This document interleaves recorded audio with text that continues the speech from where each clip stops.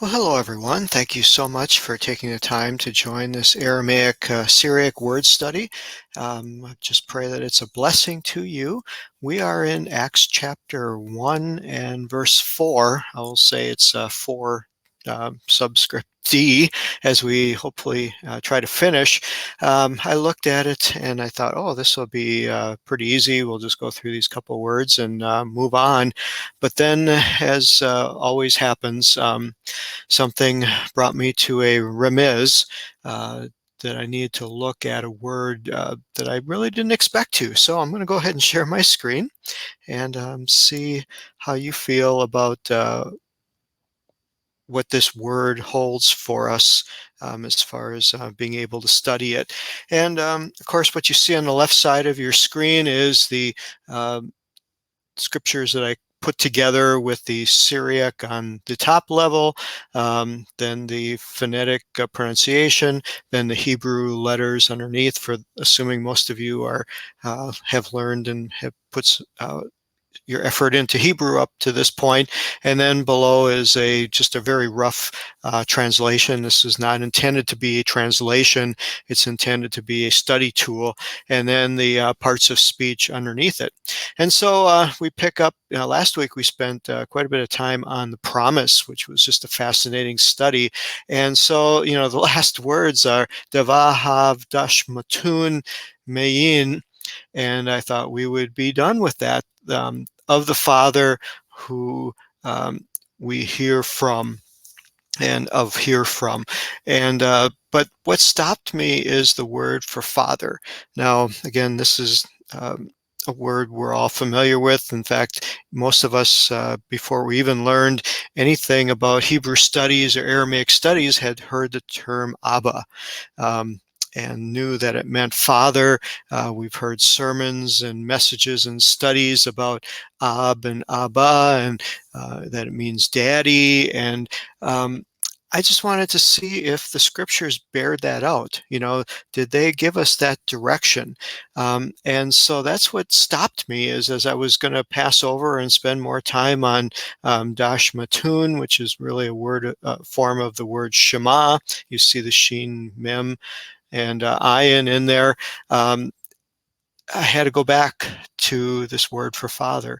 And so hang on with me as I pray that it can be a blessing to you, and that we can just study this word together. So again, what you'll notice is that there's the Dalet preposition in front of the aleph and the beit, and then it ends with an aleph. And again, pronounced exactly as you would in Hebrew. But it's of the Father. What is somewhat interesting here. And so what I found to be a helpful tool as we go to the Dukrana is you'll see up here, it says the Peshitta New Testament, and then there's a hyperlink called Show Verses. And I have done this in the past in English when I'm, using the Blue Letter Bible is really helpful for me to find corresponding verses, because, while this is an exciting study, we just don't want to get too far off track. And so one of the things that I like to do to just kind of help me feel like I'm addressing it from all avenues is look to see where is this word used elsewhere in the Bible. And so so I did that with this little hyperlink here.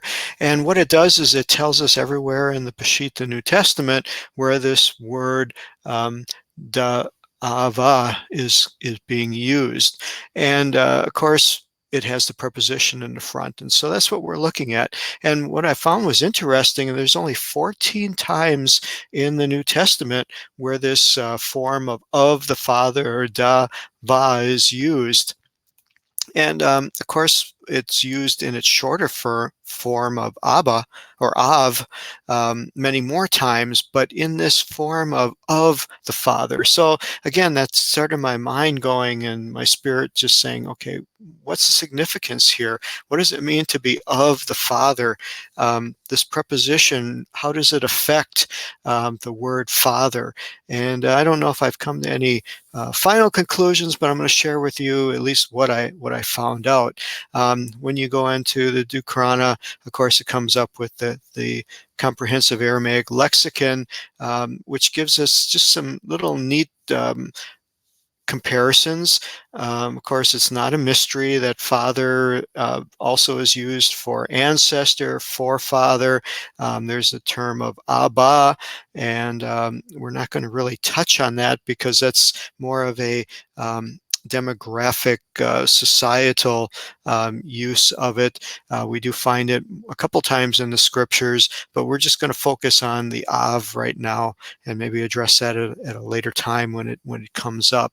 It doesn't give us anything really significant other than understanding that the word is comprised of two letters, and you'll see that mentioned down here in this notation number 5. It highlights the bait, or the word that's traditionally associated with a house. So if you were to break this word apart, the aleph is a significant is significant and signifies, excuse me, of God. It is the word, the letter that is associated with the word for God, and the beit is associated with the word for house. So you put these together and you have God of the house, God of the house.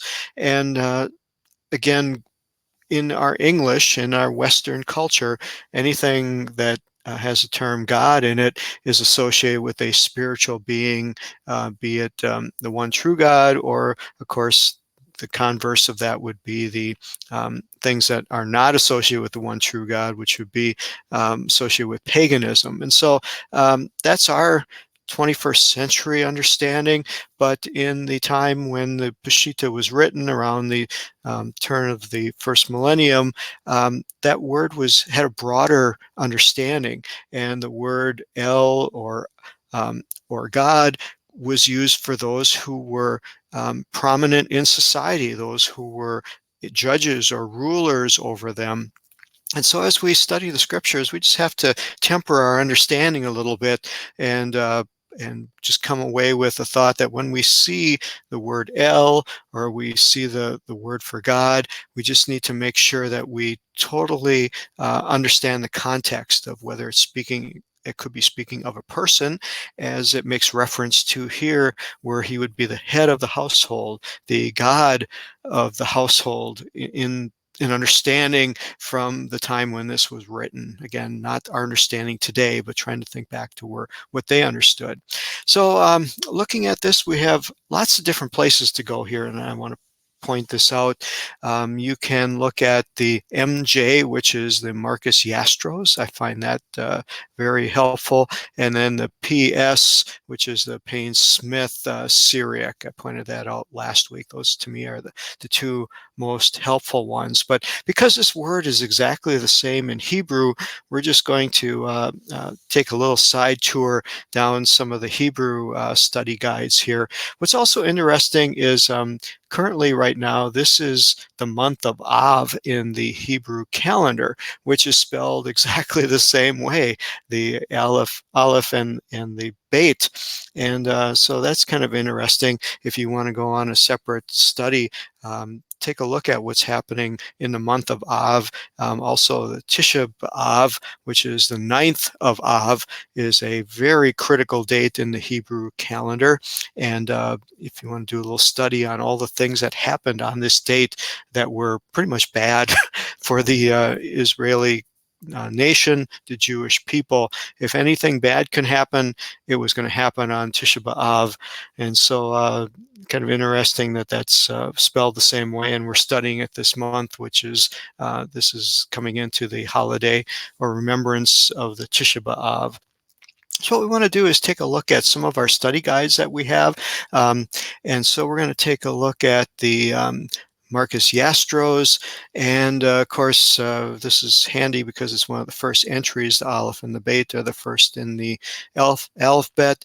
And so we see father, ancestor, progenitor, teacher, chief, leader, author, originator. Going back to what I mentioned earlier, is that it can mean more than just the one who caused you, procreated you into this world. And so a lot of interesting things here. You won't come across anything profound and earth-shattering, but just interesting to go back and to rehearse. What I also like to do, especially in the Hebrew lexicons, is look at the words that come before and come after.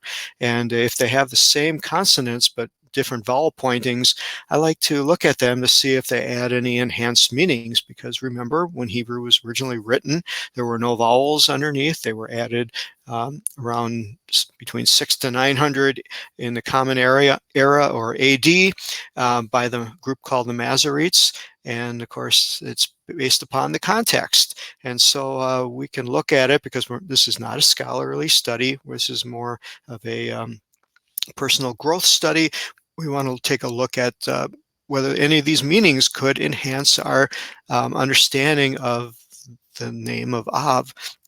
And so it's also used here, you can see, for shoots of a tree, for spreading. And again, state of growth, development, all of this fits in with the role of a father very, very nicely.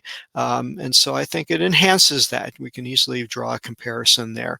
Also in the Hebrew, there's really not a word for grandfather, great-grandfather, great-great-grandfather. It's all together as Av, and it's the context that you'll have to look at to distinguish. Here they talk about Abba or Ava, depending upon, this has the hardening dagesh, making it a doubling dagesh in the Beit, so it would be Abba. You will find that a few times in the scriptures. And what began to be impressed upon me is how did the Jewish people in the Old Testament know of God as their father? Was it prevalent? Was the word used many times? Or as it seems like it's an elusive concept, because in the New Testament, when Jesus is talking and trying to reveal himself, and Philip is saying, show us the Father, and it sufficeth us. And Jesus says, have I been so long with you that you haven't known me? And then gives the kind of cryptic description of, I'm in the Father and the Father in me. And it seems like it leads them on a search, if you will. And I believe as we search for the heart of God, we search for a deeper relationship with him. This is a key factor that we need to learn about, and to see how it was spelled out in the Old Testament, how is it spelled out in the New Testament, and why did it occur more times in the New Testament than in the Old Testament? And why was this somewhat obscure and hidden from those in the Old Testament? Because you'll find it's not used very often at all in the Old Testament. So I think that's fascinating. Next lexicon we want to go to is the Klein, which is found in Sepharia. Klein is an etymological dictionary, very similar to the Samson Raphael Hirsch, which many of you have. Unfortunately, Samson Raphael Hirsch is not available in a digital format. It's only available in print form. But the Klein, which is very similar, is available in digital. And so very much to show it here. Here you see the reference to Av, the 5th month of the Jewish calendar. Shows pretty much what we found here. It has father, parent, master, teacher, head of a family. Lots of great attributes that go along with it. It shows Abba related to as daddy, a term of endearment. We've heard that sermon many times. Of course, here it shows the bring forth shoots and sprout, and it shows a double Beit. Those that would like to look at derivatives, denominational derivatives, can do some word plays there, and again come up with some very interesting enhancements. Going to Gesenius, which is one of my favorite commentators and lexicons, I find that he embellishes and goes into the word for father much deeper than maybe some of the other ones do. And so we're going to look at the next page and see what Gesenius gives us. He breaks it into categories: the founder, the first ancestor, the author, the creator, the bringer up, a nourisher. Oh, I love that. A master, a teacher, the father of a king. Just very cool things. And again, verse after verse or chapter after chapter here of father being a possessor.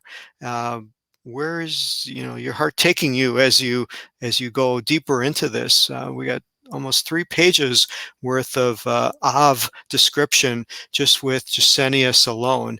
And then I want to take you to another book that I have stumbled across. I found it in a used bookstore. It's actually a series of 3 books. It's by Ernst, Jenny, and Claus Westermann, and it's a theological lexicon of the Old Testament. This is a Christian based author, not a Hebrew based author, but this series of books, I happened to find it at a used bookstore. It was like probably the most expensive books I've ever bought, but for 3 of them for $70. But it is just fantastic. It does not take every word, but it picks key words up through the Old Testament and goes into some of the greatest detail that I have found on explanations and references and historical. And so I'm going to include this in the email that I send you, send it to you as a PDF so you can look through it on your own. Unfortunately, as I did a cut and paste from the source that I have, some of the Hebrew words were transliterated into characters that make no sense. So please ignore some of these Greek characters and some of these other characters that you see, and only focus on the English. So what you will find here, there are 12 pages devoted to the study and delineation of the word father, unpacking it in the Hebrew. I went through and highlighted a few interesting things, and I just want to point out that this word Ab, father, has no synonyms. It means there's nothing similar to it that has a different meaning. Also, when you look through the Old Testament, you'll see that many times the word mother, which is aim in Hebrew, is associated to things that are non-human, but the word father is never associated to anything like an animal or something that's non-human or non-divine. I thought that was kind of interesting. Then we just go through numerous things, and maybe some of this will speak to you. It researches all the verses where this was called out. And here pointing out again in highlighted yellow that the word father, ab, is seldom used in respect to anything non-biological. And so that is interesting to think about when we start looking at the New Testament and how the word father is being used. That the basis from the Old Testament is that it was only used in a biological sense. So that gives you a lot of food for thought there. And so we scroll down. There's approximately 40 different name forms in the Old Testament that have the letters Aleph and Beit as part of their element. And again, it takes a while to go through all of these, as Westermann and Jenny do here a very, very deep study. And some of it seems a little over the top, but it's amazing what they have found and what they have researched. So I'm going to leave this in your hands to do a little reading, see if some of it speaks to you. Maybe it'll be too much and it won't mean anything. But as we get near the end here, there's just a couple more things I want to show you. And that in the Old Testament, there's only a few passages that they compare the tetragrammaton or Yahweh compared to a father. And again, this is where my interest comes in, is what did the Hebrew people, the Jewish people, think of God in the term of father prior to Jesus and his teachings and how he revealed more of that.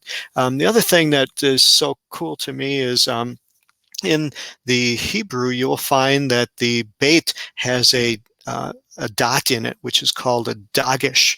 And as I was learning Hebrew, it obviously changes the sound of the word from a V sound to a hard B sound, a B sound in this case. And one of the cool things is where the names of these terms came from. Dagish actually means piercing. And when you put that dot in it, it's piercing um, the the bait.